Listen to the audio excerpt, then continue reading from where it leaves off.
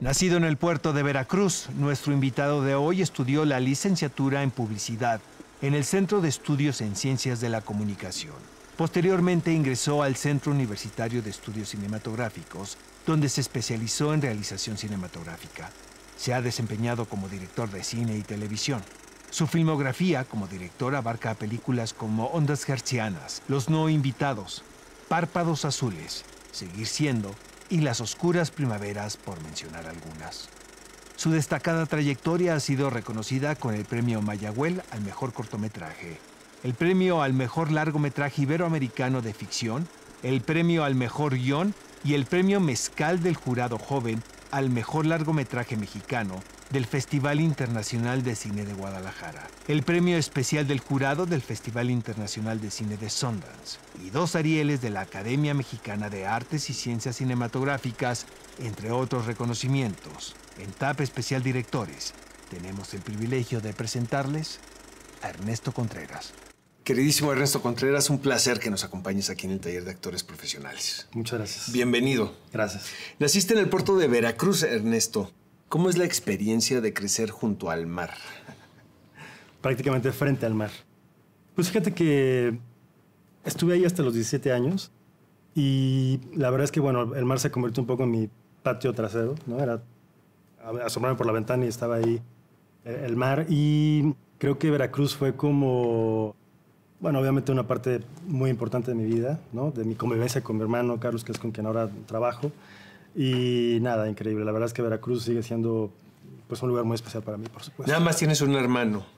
Mi hermano Carlos. Que se dedica también al mundo del cine. Carlos es guionista.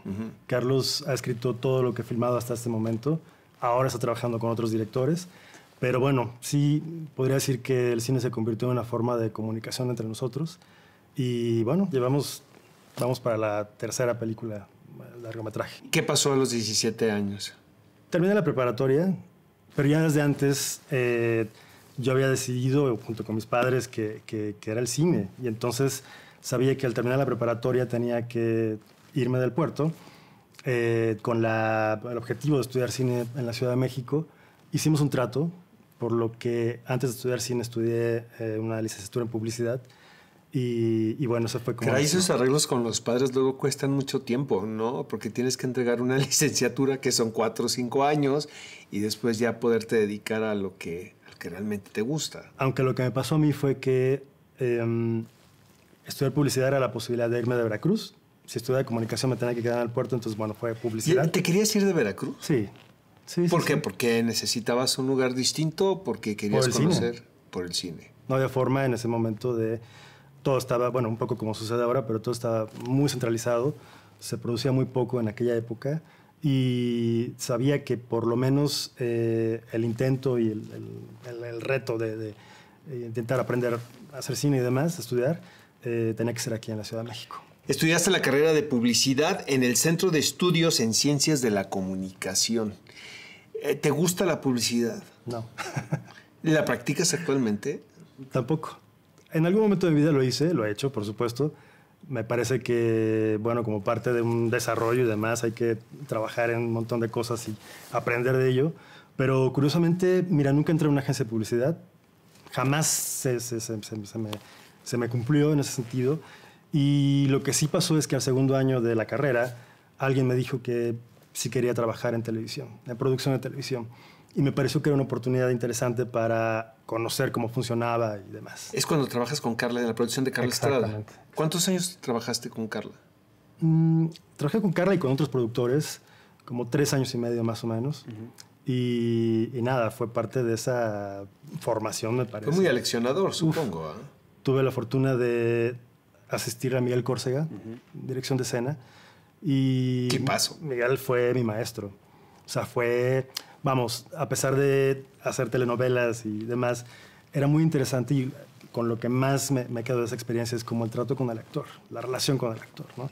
Miguel era un experto y nada, tenía como esa manera de comunicarse, de pedir, de seducir, de llevar al actor, y de tal forma que cuando llegué al CUEC ya tenía como esa parte que para mí era muy importante. ¿Cómo logras ingresar al CUEC, estimado Ernesto? Porque cada año más de 300 candidatos aplican y eligen, ¿cuántos aproximadamente? 15. 15. 15. Es complicado, ¿no? Yo creo que tiene mucho que ver con suerte. Entonces, pero la suerte, ¿cómo va aquí? Yo creo que tiene que ver con...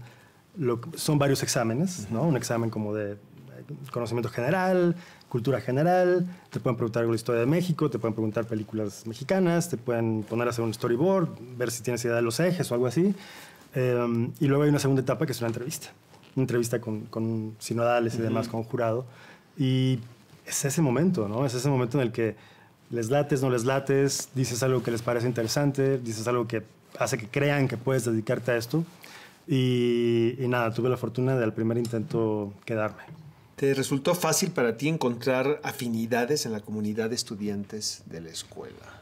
No, fue muy bonito porque a mí me interesaba mucho, siempre, bueno, estaba la posibilidad de CCC y la posibilidad del CUEC. Y algo que me interesaba mucho del CUEC pues era la UNAM, era la universidad. La experiencia universitaria, la experiencia académica. Y no, la verdad es que fue como muy gozoso con maestros importantes para mí. Pues. ¿Quiénes fueron los más entrañables de tus maestros? Varios, si no es que muchos, pero bueno, comenzando por Jorge Ayala Blanco, por Raúl Cermeño, por Alfredo Yoscovich y otros que, bueno, fueron como importantes. ¿Tenías certeza en qué área querías dedicarte dentro del cine? Sí, en un principio pensé que iba a ser teatro. Pensé que por estar en el puerto y en Jalapa, bueno, se hace teatro universitario y demás, esa era como una opción accesible. Y de pronto, un día vi un making of en televisión, un especial, ¿no? Y fue el momento en que descubrí que había esa figura que era el director de cine y creo que prácticamente desde ese momento decidí que lo iba a hacer. Por eso cuando llegué al CUEC, pues era como muy claro para mí cuál era el camino, ¿no? Sin es una conocerlo. ventaja saber qué es lo que quieres llegar a ser, ¿verdad? Desde muy joven. Yo creo que sí, te podría decir que para mí sí ha sido una ventaja, ¿no? Porque todo tenía que ver con eso, porque toda mi formación y todo lo que leía y todo lo que veía y todo lo que escuchaba tenía que ver con ese objetivo. En 1998, Ernesto, diriges Ondas Hertzianas, este cortometraje que tuvimos la oportunidad de ver en aquel momento en la jornada de cortometraje. Exactamente. Con Enrique Ortiga, Daniela Michel, en la Cineteca Nacional.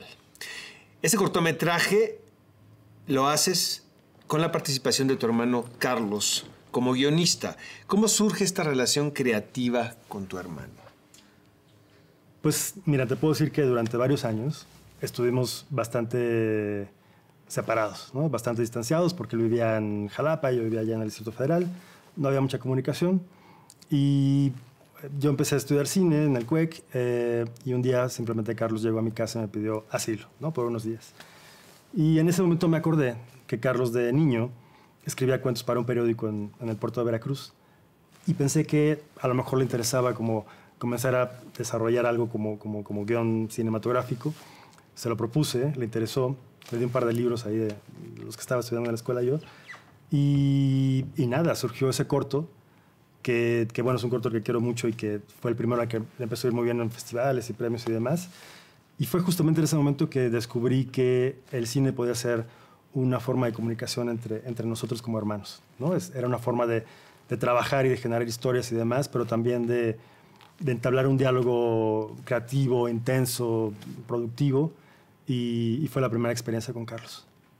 Visto desde ahora, Ernesto, ¿de qué manera crees que te sirvió tu paso por el CUEC para definir el tipo de cine que te interesaba hacer? Si no hubiera pasado por el CUEC no estaría haciendo lo que estoy haciendo en este momento. Me parece que en términos académicos, bueno, por supuesto, ahí como está todo puesto, ¿no? Para que tomes todo lo que quieras y lo aproveches y desarrolles y demás. Por otro lado, es también la posibilidad de conocer qué se está haciendo, ver muchas películas, hablar de cine, ¿no? Hablar, tener estas discusiones con compañeros o con maestros. Y bueno, creo que definitivamente eso es parte de tu formación como director o como productor o como guionista, ¿no? No hay que olvidar que hay otras posibilidades en la escuela. Y yo creo que, vamos, insisto, no me vería haciendo lo que hago si no hubiera pasado por ahí. ¿Cómo nace la premisa del cortometraje Los No Invitados, el cual realizaste en el 2003? Y de nuevo cuentas con la colaboración de tu hermano Carlos como guionista. Casi siempre, hasta este momento, las ideas han sido de Carlos.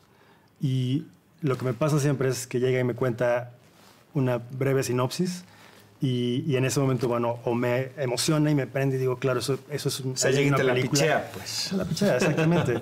Y en ese caso fue, bueno, la historia de una mujer que no puede dormir porque piensa que fue secuestrada por unos extraterrestres, pero después descubrimos que en realidad tuvo un encuentro místico con la Virgen, ¿no? Y entonces me gustaba mucho como, además, intentar este formato como de falso documental y probar cosas que me parece que como tesis, porque fue mi tesis del CUEC, había como toda la libertad creativa para probar, experimentar con estructura de tiempos, con diferentes voces en off y demás. Y nada, fue como mi conclusión de estudios en la escuela. ¿En qué momento, Ernesto, empiezas a considerarte a ti mismo como director de cine? ¿Lo tienes claro? Muy claro. ¿Cuándo fue? En primer año de la escuela, el primer año del CUEC. En una clase del maestro Raúl Cermeño, dijo algo que me marcó, ¿no? Y era simplemente el momento en el que estás estudiando cine, eres un estudiante de cine, y hay un momento en el que tienes que asumirlo. Y en el momento que lo asumes, comienzas a ver las cosas de otra manera. Esa fue la clase. Y para mí fue como, ok, entonces ahora que regresa en metro a mi casa, tendré que verlo con otros ojos. Ya soy un director. Soy un director. Me la tengo que creer. Exacto. Lo tengo que asumir. Y en esa medida considero que las cosas comenzaron a pasar también. Partiendo de tu experiencia, Ernesto, ¿qué consejo le darías a cualquier joven o jovencita que nos esté viendo en este momento que esté interesada en incursionar en la dirección cinematográfica? Yo creo que hay 3 elementos, diría, que son básicos y que le diría a cualquier joven que quiera dedicarse a esto, que es la pasión por el trabajo, porque sin eso no pasa nada, la honestidad y, por supuesto, creer en tu instinto.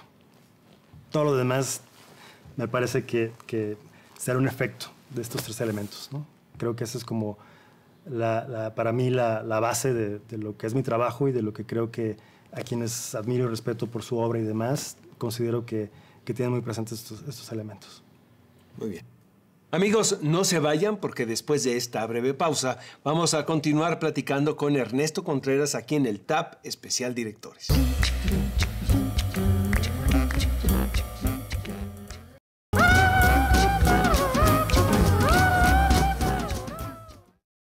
Estamos de regreso aquí en el Taller de Actores Profesionales, Especial Directores.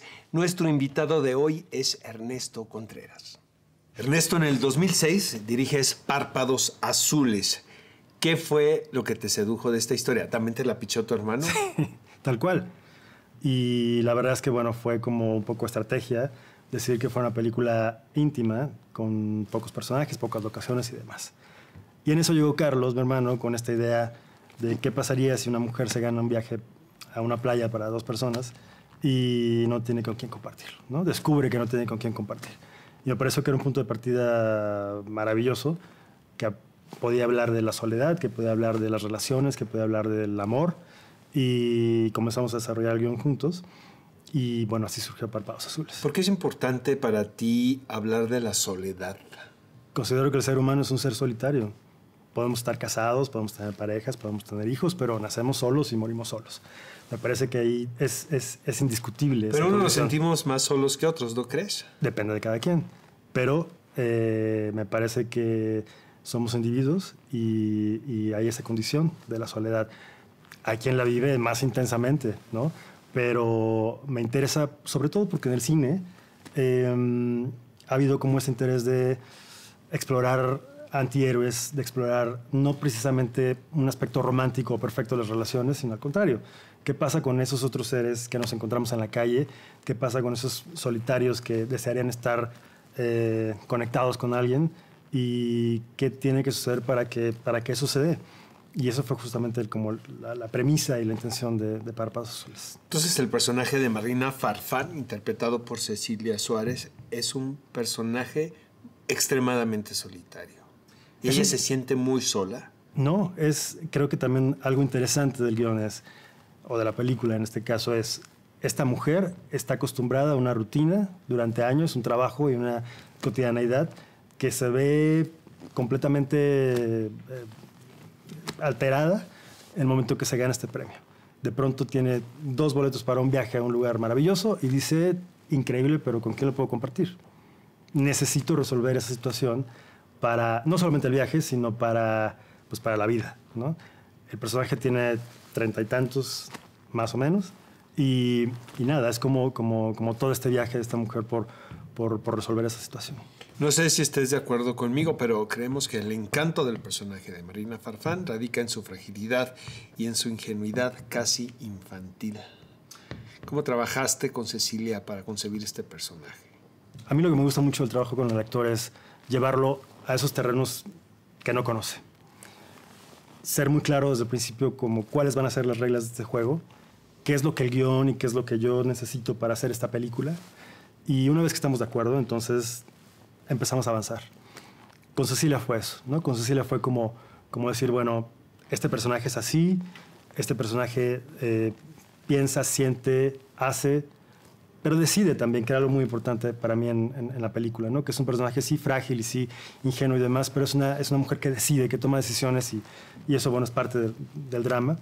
Y nada, Cecilia se entregó por completo al personaje y creo que yo creo que es la primera vez que la veíamos en algo distinto, en algo que demostraba su capacidad como actriz, que es una gran actriz, y que estaba en un momento perfecto para interpretar a Marina Farfán.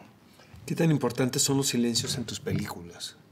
En mis películas me interesa más lo que no se dice que lo que expresan los personajes con sus diálogos. Me parece que esos silencios, no porque tenga que haber pausas eternas, sino simplemente hay una contención, hay una mirada, hay una expresión que me interesa mucho más que lo que te puede decir el personaje. Y hasta ahora, bueno, ha sido parte de esa exploración con los guiones de Carlos, con personajes que sienten un montón, que piensan, que se emocionan, pero que no hay una verborrea para explicárnoslo. ¿Cómo puedes describir tu colaboración con Tonatiuh Martínez, Ernesto, tu director de fotografía? Tonatiuh Martínez es un aliado. Es un aliado que desde el momento en que coincidimos en la tesis del CUEC, nos dimos cuenta, bueno, que había como muchas cosas en común, gustos en común, intereses en común, y sobre todo porque es un ser muy generoso, muy noble, siempre dispuesto a escuchar, a explorar, a proponer y a aguantarme. ¿Es importante la calidad humana en los equipos de trabajo? Totalmente, totalmente. Pues estás de acuerdo que no todo el mundo piensa así. Yo sí. Para mí es muy importante. Es decir, a mí me interesa mucho que... Para mí el set es sagrado, es un templo, es el escenario perfecto para celebrar lo que es un rodaje. ¿Por qué digo celebrar? Pues porque finalmente ahí va a surgir algo, ¿no? Y para que eso surja, yo necesito que sea placentero. No quiere decir que sea una fiesta y que sea sencillo y que sea, ay, felicidad y todo sea rosa. Pero tiene que haber un estado de ánimo, tiene que haber una mística para crear eso. Hasta ahora ha funcionado y parte del criterio para invitar a quienes colaboran en mis películas tiene que ver con que haya una conexión, que haya un entendimiento. Más allá de la experiencia, más allá del talento, tiene que haber esa posibilidad de comunicación y de comunión sobre todo. En el 2009 diriges, en colaboración con José Manuel Cravioto, el documental Seguir Siendo. Aquí entre nos, ¿qué tan fan eres de la música de Café Tacuba? Muy fan, ahora más, ¿eh? La verdad es que siempre fui fan de ellos, o sea, como de ir a sus conciertos o tener sus discos y demás. Y fue muy bonita la manera en que llegó el proyecto a nosotros. ¿Es cierto que en un principio era solamente retratar lo que sucedía en Japón? ¿O fue la idea de hacer un documental? No. Acabamos de estrenar Párpados Azules y recibo una llamada de Rubén Albarrán, el vocalista de la banda, para decirme que había visto la película, que le había gustado mucho, que quería invitarme a hacer un videoclip, que si me interesaba. Por supuesto, me enloquecí y me emocionó muchísimo porque además Café Tacuba tiene toda esta cuestión visual en todos sus videoclips. ¿Qué rola fue? ¿Qué rola era? Estar de acuerdo se llama. Sí. cuando nos juntamos a trabajar, me cuenta que quiere que lo hagamos durante una gira que iban a hacer por Japón, que sonaba más excitante todavía. Café Tacuba en Japón era como algo único. Y fue ahí cuando comenzamos a pelotear la posibilidad de que fuera como un registro documental, en realidad. Ellos aceptan, nos vamos con ellos a Japón, invito a José Manuel Cravioto y a Tonati Martínez y a Enrique Ojeda como crew. Era un crew muy reducido para hacer este documental, este registro, porque ni siquiera era un documental.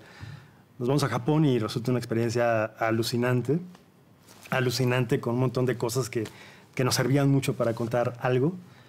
Regresamos, hicimos un demo de 5 o 6 minutos, les encantó a los músicos y ellos dijeron, bueno, ¿por qué no hacemos algo para los 20 años? Hagamos un DVD. Y nosotros dijimos, hagamos una película. ¿Cómo resumes 20 años de carrera en hora y media? Creímos mucho en la idea de este viaje interminable. La película es como una gira que va de un lugar a otro, no solamente geográficamente, sino temporalmente.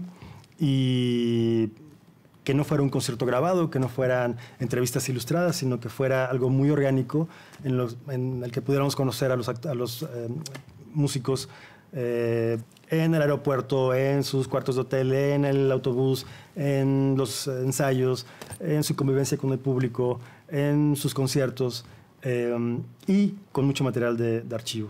De tal forma que tenemos como 500 horas entre lo nuestro, lo que ellos tienen registrado, lo que logramos de archivo de televisión y conciertos y demás. Y nada, fue una labor titánica la edición de la película. En el 2014 diriges Las Oscuras Primaveras. ¿Cuáles eran los temas que te interesaba abordar en un principio con este proyecto? Tiene mucho que ver con otro ángulo de una relación, ¿no? Otro ángulo de dos seres que se conectan. Y que nuevamente, bueno, no es una historia perfecta, romántica y amorosa, sino todo lo contrario. Y me interesaba explorar esta animalidad de los personajes, este deseo, pero esta necesidad también que tienen por consumar su relación. Y nada, como animales y mucho con la premisa también de cómo el sexo puede ser el motor de nuestras acciones y nos puede llevar a tomar decisiones extremas. Y bueno, fue parte también de lo que quería explorar. En esta historia, estarás de acuerdo, se sugiere la posibilidad de que la infidelidad no necesariamente implica la ausencia de amor. Sí, el eslogan de la película era algo así como, a veces ni el amor es más fuerte que el instinto. Y eso me parece como una buena forma de expresar esto que acabas de plantear. Yo creo que son dos cosas distintas. Siempre he pensado que la fidelidad y la lealtad son dos cosas completamente diferentes. Y quería justamente hablar también de eso en la película. Los personajes aman profundamente a sus parejas. En el caso de Chema, no es que no quiera a su esposa, simplemente está quizá aburrido. En el caso de la madre soltera, ama profundamente a su hijo, pero tiene otras necesidades. ¿Cómo fue la dinámica de trabajo con Irene Azola en particular, Ernesto? Porque también estás consciente de que es un personaje muy distinto al que le habíamos visto a Irene, ¿no?, en su filmografía. Sobre todo el hecho de interpretar a una madre de un niño, ¿no?, cuando no había experimentado la maternidad. Totalmente. Yo no la veía en el personaje porque había visualizado de otra manera a quién podría ser esta mujer. Y hicimos una prueba prueba grabada. Necesitaba sentir la energía que había entre ellos dos, Chema y Irene. Y bueno, ahí había como toda la magia y toda la vibra y toda la energía que yo necesitaba para la película. Y comenzamos a construir este personaje a partir de, por un lado, la entrega total de Irene para echarse el clavado, y por otro lado, para construir a esta madre incómoda. Y mucho del proceso fue junto con el niño. O sea, una vez que habíamos encontrado a Hayden Meyenberg, que es quien interpreta a Samuel, el pequeño hijo, nos inventamos una serie de dinámicas ahí para construir una relación entre ellos como madre e hijo, no ensayando, sino más bien planteando ciertas situaciones. Y nada, tuve el privilegio de contar no solamente con Irene, sino con Cecilia y con Chema, y de que se entregaran y de que se comprometieran realmente con la historia. ¿Por qué decidiste filmar en 35 milímetros? Fue una despedida. Fue una despedida. Espero poder seguir filmando en el futuro, pero me refiero a 35 milímetros, pero en ese momento, cuando estábamos preparando la película, uno de los productores, Mónica Lozano, dijo, podemos hacerlo. Y Tonatiuh y yo dijimos, bueno, será una buena forma de decirle adiós al negativo, abriéndonos a las posibilidades digitales y demás, y porque sentí que podía darle esta mística del rodaje al equipo, a los actores y demás. ¿Pero no te pasa que la gente del crew ya no está acostumbrado a tirar en 35? Precisamente, eso fue lo más bonito. Eso fue lo más bonito porque entonces tenía que haber el triple de concentración. Los actores, digo, aquí entre nos, pues, Ajá. de pronto estaban acostumbrados a claro, a hacer 20 desde tomas. arriba, claro, exactamente. Sí. Y era, no, tenemos cierta cantidad de material, concentrémonos, compañeros, ¿no? Sale porque sale. Sale porque sale y bien. Y la verdad es que, bueno, digo, ellos son muy precisos, pero sí creo que daba otra cosa. Tú estás en el set y escuchas el negativo corriendo y nada, por lo menos a mí me emociona muchísimo y creo que es lo que se generaba en el set. Muy bien. Después de esta breve pausa, amigos, vamos a continuar platicando con Ernesto Contreras en el Taller de Actores Profesionales Especial de Directores.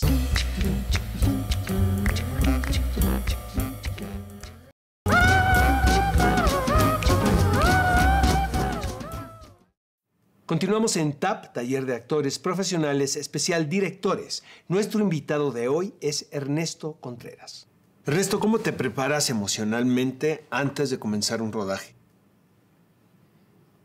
Es complicado, porque no es antes del rodaje. O sea, en realidad es la preproducción, el antes desarrollo. del desarrollo de la película. Hay que entrar, para mí es como un trance. Una vez que empiezas, no hay forma de que salgas. ¿Pero qué implica ese trance? Que estás, o sea, todo el tiempo pensando en el proyecto. No hay nada más que, podría decir, a lo mejor no suena tan bien, pero es como algunos animales en celo, pues. No hay nada más importante que lograr ese objetivo. En mi caso es como, no hay otra cosa, no puedes ver televisión, no puedes ir al cine, no puedes leer otra cosa que no sea tu guión, que no sea tu película, que no sea lo que tú... Bueno, yo dibujo mucho, ¿no? Lo que voy es a lo que me decía filmar y Irene demás. Sola, que en los cortes ella te veía mucho dibujar. No, ¿pero qué dibujas? ¿Storyboard? Hay momentos en los que son simplemente apuntes, bocetos, ideas. Hay momentos en los que algunas secuencias requieren como sí planear muy bien, ¿no? En storyboard y demás. Pero es una forma de escribir para mí. Es una forma como de darle imagen a lo que quiero lograr en pantalla. Y es como ese trance, parte de ese trance tal cual. ¿Cómo puedes describir este vínculo de colaboración con tu hermano? ¿Tienes identificado qué es lo que los une a la hora de trabajar? ¿Qué es lo que los conecta? Más allá, obviamente, de los lazos consanguíneos. Por supuesto. Bueno, yo creo que Carlos es uno de los guionistas más talentosos de este país, me atrevo a decir. Y lo que me conecta es esa capacidad que tiene de sorprenderme. Esa capacidad que tiene de venderme las cosas y hacer que sienta que hay que filmarlo. ¿Pero qué te seduce de sus historias y de los personajes? Su originalidad, su audacia y sobre todo los retos que me plantea. Tengo que decir que una vez que asumo esos retos, las películas pasan a formar parte de mí, ¿no? Y me las apropio y las hago mías de muchas maneras. Pero es como eso que de pronto sientes que tiene que convertirse en una película, tiene que contarse y que sobre todo algo que me interesa mucho es intentar hacer aquella película que no he visto, ¿no? La que no he visto, esa es la que quiero hacer. Y hasta ahora es lo que ha pasado con las historias de Carlos. A la hora de dirigir, ¿te consideras más una persona intuitiva o racional? Intuitiva. Si bien planeo mucho y puedo pensar mucho las cosas y demás, siempre apelo a la intuición, siempre apelo a esa primera sensación y por eso para mí es muy importante como el asunto de las tripas y el corazón. Pues, ¿no? Es como hay 1000 posibilidades para poner una cámara, hay 1000 posibilidades de dar una indicación a un actor o de definir el objetivo de una secuencia. Para mí casi siempre es como ese primer golpe, ¿no? El que trato de conservar para a partir de eso desarrollarlo y y filmarlo. ¿Cómo seleccionas a tus actores? Bueno, gran parte tiene que ver con este proceso de casting en el que veo a mucha gente. Me encanta ver muchos rostros, muchas posibilidades. Y de pronto hay algo que simplemente es difícil de explicar. Es nada, una sensación, una conexión, un decir esa mirada o esa posibilidad de transformarse o esa forma en la que dijo el diálogo de la prueba que hicimos. Esa es una primera parte. Y la otra parte es ya como el contacto directo y decir si con esta persona quiero trabajar, con esta persona me quiero echar este viaje de por lo menos un par de años o más de mi vida. ¿Te has equivocado en la elección de un actor? No, hasta ahora no, creo, no. No tengo ese registro como decir, no me gustó tal. No, la verdad es que soy muy obsesivo en ese sentido. Hay muchos, pues, pero me refiero todos los personajes, todo aquel que aparezca a cuadro, pues, extras, beats, apariciones especiales, personajes secundarios, protagonistas, por supuesto, coactuaciones y demás, son muy pensadas, muy estudiadas, hasta que pienso que es la persona adecuada, ¿no? ¿Cómo te acercas a los actores? ¿Cómo podrías describirte como director en tu trato con los actores? Yo creo que soy un director que ama a sus actores. Yo amo a mis actores.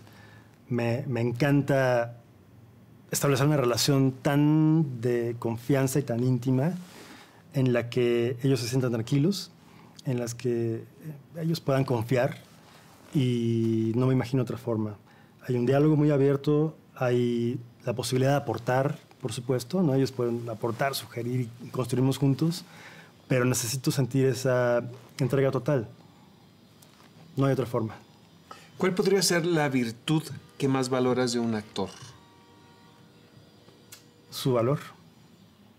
Me parece que esa generosidad para abrirse, para entregarse, para, a pesar de tener dudas o miedos, decir, ok, yo confío en este director que me está pidiendo esto, porque por supuesto es todo muy hablado y muy desarrollado, digamos, pero eso es lo que a mí más me interesa del actor, ¿no? El valor, el atrevimiento, el estar dispuesto a arriesgarse, creo que eso es lo que hace un gran actor. ¿Qué tanta información le proporcionas a tus actores con respecto a sus personajes? Toda, la más posible. Por ejemplo, en las Escuelas Primaveras, algo muy bonito que probamos con Irene, con Chema, con Cecilia, fue que cada uno de ellos creó su propia biografía, su propio pasado, y fue un experimento, no lo había hecho así antes, y fue muy lindo porque nos permitió tener un lenguaje común para decir, ok, ¿por qué esta mujer hace lo que hace? Con base en lo que vivió en la secundaria, por ejemplo, y fue increíble porque además descubrí que, por ejemplo, Irene es una gran escritora, se echó un cuento ahí tremendo de todo lo que había vivido Pina. Y, una escritora obsesiva. Además, por supuesto. Y nada, funcionó muy bien. La verdad es que hubo momentos durante el rodaje en el que acudíamos a esos cajoncitos a encontrar esos recuerdos y a decir, ok, acuérdate lo que pasó en el baño de la secundaria hace 15 años.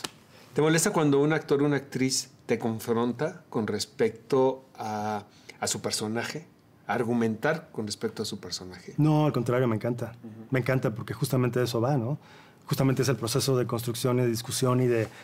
por supuesto, siempre que sea inteligente la discusión, me parece que es enriquecedor para el proceso y a mí me alimenta como director. No creo en el director que dice, no, es así y te callas y lo haces. No creo en eso. Supongo que has descubierto hallazgos precisamente en esa retroalimentación, ¿no? Con tus actores. Por supuesto. Cosas que no habías visto tú acerca de la historia o del personaje. Mira, me pasó, por ejemplo, algo muy lindo con Ana Ofelia Murguía y con Emma Deep en Párpados Azules. Yo tenía una forma establecida de cómo era la relación de esta enfermera con Lulita, el personaje de Ana Ofelia, y ellas vinieron con una propuesta distinta que me encantó y de ahí nos agarramos y es lo que está en la película, ¿no? Entonces, no, yo estoy como muy abierto. No alterar la historia, simplemente interpretarla y simplemente tener distintas posibilidades para entenderla. ¿Sueles previsualizar tus emplazamientos antes de comenzar el rodaje? Sí. Sí. para mí es muy importante conocer los espacios en los que voy a filmar. Y a partir de eso, bueno, empiezo como a resolver cómo plantear las secuencias y demás. Es una parte también que tiene que ver con logística, ¿no? Con los tiempos que tenemos, con el sol, con la iluminación, con la planta y demás.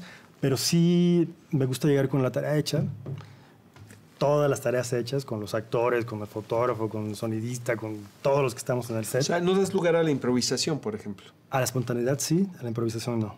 Okay. Creo en la espontaneidad, pero en la improvisación no. Pero vaya, si has llegado a un espacio que tú ya tenías previsualizado y has cambiado la situación, has cambiado... Por supuesto, el sol se va. Exacto. El sol se va y ahí hay que resolverlo, ¿no?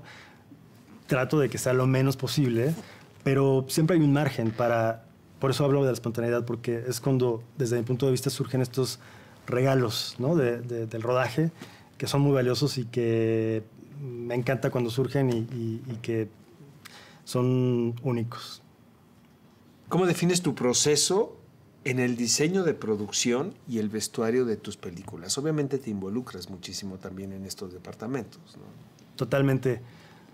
Mira, me gusta mucho, por supuesto, el diálogo con los colaboradores a partir de escuchar música, ver fotografías, ver pintura. No tanto como, la película perenganita y tal, porque no es tanto el proceso que me gusta. Me gusta más como dar elementos y que de ahí comienzan a surgir la propuesta de los diseñadores de producción. En las escuelas primeras tuve una diseñadora de imagen para los personajes que fue como una investigadora de esta ciudad, ¿no? Y de los personajes que la habitan. Y de ahí surgieron Pina, de ahí surgieron Igor, Flora y demás. Entonces, es diálogo y es la posibilidad de este intercambio de ideas y puntos de vista. ¿Cómo eliges la música de tus películas? Comentabas que incluso ni siquiera le das al compositor sound-alike, sino que les proporcionas la libertad completa de crear un sonido que tú no habías escuchado, ¿no? Por supuesto. Pero vaya, sí le proporcionas ciertas referencias. Quiero que suene a esto. Yo diría que son coordenadas. Son coordenadas que tienen que ver con colores, que tienen que ver con atmósferas, sobre todo con emociones. Y claro, el ejercicio de la música es tan subjetivo, ¿no? Es cómo la describes, que por eso prefiero como agarrar estos elementos y por supuesto mucho con lo filmado y discutir las escenas y demás, los personajes. Pero en el caso de Meme, por ejemplo, así funcionó. Fue más como una cosa de colores y de pronto hubo un ejercicio en el que Meme tendía mucho más algo melancólico. Y no es melancolía, es mucho más frustración y es mucho más esta cosa sexual de los personajes. Entonces, demos de la vuelta y pensemos en oscurecerlo o hacerlo más grave y en fin, ¿no? Entonces, es como intentar encontrar un código de comunicación para expresar lo que siento puede necesitar la película. Muy bien. No se vayan. Después de esta breve pausa, continuaremos con Ernesto Contreras aquí en el TAP Especial Directores.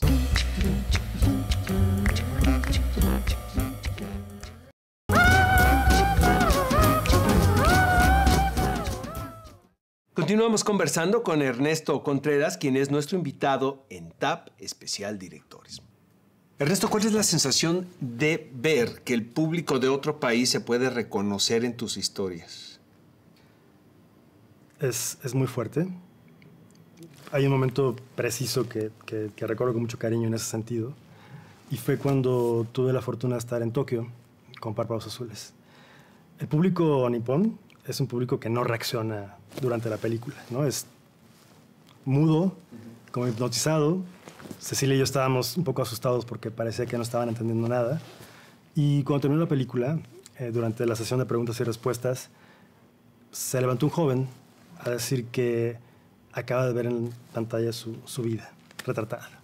Y fue como muy fuerte que ese joven japonés tuviera esta declaración. Y es cuando, por lo menos a mí, me empieza a caer como el 20 de lo poderoso que es el cine y lo maravilloso que es, ¿no? Y cómo cuentas una historia universal, cuentas una historia con emociones y muy humana y demás, y puede conectar con cualquier ser humano. Entonces es muy bonito y es como muy entrañable para uno. ¿Puedes distinguir una evolución en tu estilo como director desde tus cortometrajes hasta Las Oscuras Primaveras? Sí, por supuesto. Yo creo que las horas vuelo son muy importantes. Estoy convencido de que para hacer cine, para ser director, me parece que te alimentas de la vida. Y conforme vas viendo cosas, seguramente, no lo sé, siendo mejor director. O por lo menos con un colmillo, o con una visión, o con los intereses que van cambiando, ¿no? Pero sí creo que yo le apuesto mucho a eso, ¿no? Sin embargo, las decisiones que tomaste en ese momento, pues ahí están, ¿no? O sea, no debe haber, creo yo, un arrepentimiento, ¿no? En ver una película a destiempo. Decir, No. caray, debía haber elegido el rojo en lugar del negro. No, a mí me parece que esas decisiones ahí están, permanecerán. Y bueno, a veces te gustan más las películas que otras veces, ¿no? De pronto, cuando viajas con las películas, las ves muchísimas veces. Luego pasan años sin que vuelvas a verlas y cuando las vuelves a revisar, pues hay cosas que te gustan más, hay cosas que te gustan menos. Pero me parece que, bueno, parte de la dirección es esa, decidir, aventarse y apechugar. El éxito de una película se suele calcular en términos de su recorrido en los festivales o del éxito en taquilla. Para ti, ¿qué es una película exitosa? La que se ve, la que más se ve, la que cuenta lo que querías contar, la que probablemente muramos todos y esté ahí, ¿no? Me parece que las películas, muchas, van transformándose con el tiempo, van leyéndose diferente con el tiempo. Y a mí es una parte que me interesa mucho, ¿no? Como sí lo que estoy viviendo cuando las hago y lo que siento y lo que pienso y demás, pero confío en que no envejezcan, confío en que permanezcan. ¿Qué te provoca ver Párpados Azules ahora? Pues mira, ¿Qué lees? leo a un joven director que estaba muy emocionado con esa primera película, junto con un equipo y los actores y demás. Veo y siento mucha buena vibra en pantalla y nada, la audacia de haberla decidido hacer así tal cual. Ernesto, ¿de qué manera puede inferir el ego en el trabajo creativo de un cineasta? Yo creo que el trabajo de director de cine es el mejor trabajo del mundo. Me parece que por un periodo de tiempo te conviertes en el rey del planeta, en el que todo gira en torno a lo que esta figura decide, piensa, quiere y demás. Y creo que quien lo sabe hacer bien puede enfocar eso a la creación, ¿no? Al trabajo creativo con los actores, con el equipo y demás. Hay otra parte que es tonta, que es bastante, ¿cómo decir? No tiene sentido y hay que tener cuidado con ello, ¿no? Yo trato de cuidarme. Es innegable que está ahí siempre, ¿no? Pero creo que el chiste es pasar a lo que sigue y enfocarlo. ¿Qué te obliga a salir de tu zona de confort cuando estás trabajando en el desarrollo de un proyecto? Me parece que no puedes estar... Pero es fácil quedarse, ¿estás de acuerdo? Es fácil, pero también creo que el momento que decides, o por lo menos lo que intento hacer... En tu experiencia. En mi experiencia, es que cada proyecto implique un reto distinto y en la medida en que eso sucede, pues entonces necesito asumir otros retos, otras apuestas y hasta ahora me ha funcionado. No me gusta para nada pensar en la zona de confort de mi trabajo. Estoy convencido de que hacer una película es una responsabilidad muy grande.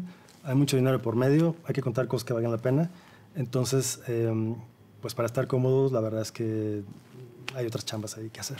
¿Estás de acuerdo conmigo que trabajar en una película implica muchas cosas? Implica mucho dinero, como bien lo dices, mucho tiempo y muchos sacrificios. ¿Qué es lo que hace que valga la pena? Pues yo creo que es una decisión de vida. Te puedo decir que yo decidí consagrarme a ello. Tal cual. Hubo un momento en que dije, lo voy a hacer y lo quiero hacer. ¿Y qué necesito hacer? Prepararme, estudiar, filmar, Como trabajar. si fuera una vocación, caray, ¿no? Sí. Es una vocación y hay que tomárselo en serio y entregarse por completo. Tener el respeto, ¿no? Tiene que ver con rigor, tiene que ver con mucho amor a ese trabajo y tiene que ver con asumirlo, me parece. ¿Qué opinas de lo que se está produciendo actualmente en la industria mexicana cinematográfica? Yo creo que vivimos un momento muy interesante en nuestra cinematografía. Me parece que hay de todo, ¿no? Si bien se producen 130 películas en promedio en los últimos años, de ese universo, bueno, hay un porcentaje con cosas muy interesantes. Algo valioso que me parece que está pasando es como este cine comercial que está teniendo una respuesta del público. Está muy bien. Y hay otra parte que es como de estas películas que nos representan en los principales festivales del mundo y demás. Y creo que si revisamos las últimas películas de 2014, por ejemplo, hay estilos, visiones, voces, apuestas, y cada vez me parece que hay un nivel de calidad muy superior, mucho mejor. ¿Sabes cuál es tu búsqueda como cineasta? No lo sé. Es decir, te podría hablar de muchas cosas un o montón nada. de cosas, claro. Pero yo creo que mi principal objetivo para hacer una película es contar algo que te mueva cosas, algo que te emocione, algo que te mueva las tripas. Si eso no sucede, entonces no lo estoy haciendo bien. Por eso considero que es uno de los objetivos como director. ¿Hasta qué punto crees que se ve reflejada la diversidad de nuestro país en las películas mexicanas? Yo creo que las películas terminan siendo, se quiera o no, en un retrato de lo que somos. Hay quien lo hace mucho más apegado a la realidad, pero aquellas que no están apegadas a la realidad también se convierten en un reflejo de una época, de una idiosincrasia, de una forma de ver el mundo. Algo que hace poco me estaba acordando es que Párpados Azules, por ejemplo, que no pretende ser una película realista, no es una película del pecero, del metro. Es una película que vemos a la Ciudad de México con cierto ángulo, ¿no? Como una parte de la Ciudad de México. Y de pronto me di cuenta que prácticamente todas las locaciones de esa película ya no existen. Ya no existen. Ni la tienda de uniformes, ni la casa de Lulita, ni, en fin, el cine continental.